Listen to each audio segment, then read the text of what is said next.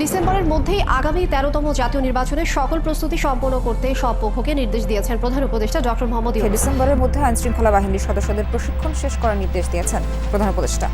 সব প্রস্তুতি উনি নিতে বলেছেন বাই ডিসেম্বর। এই ডিসেম্বরের মধ্যে সমস্ত প্রস্তুতি শেষ করতে বলেছেন।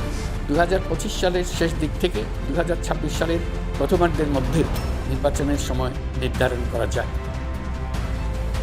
বাংলাদেশে আগামী জাতীয় নির্বাচন ঘিরে রাজনৈতিক উত্তেজনা যখন তুঙ্গে, ঠিক তখনই নির্বাচন বিষয়ক এক গুরুত্বপূর্ণ বার্তা দিয়েছেন দেশের প্রধান উপদেষ্টা ডক্টর মোহাম্মদ ইউনূস।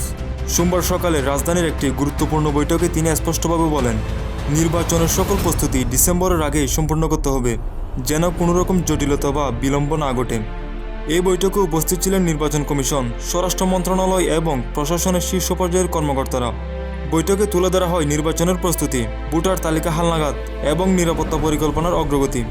প্রধান উপদেষ্টা ডক্টর মোহাম্মদ ইউনূস বলেন, নির্বাচন যেন অবাধ, সুষ্ঠু এবং গ্রহণযোগ্য হয় তা নিশ্চিত করতে সময়মতো সব প্রস্তুতি শেষ করা জরুরি।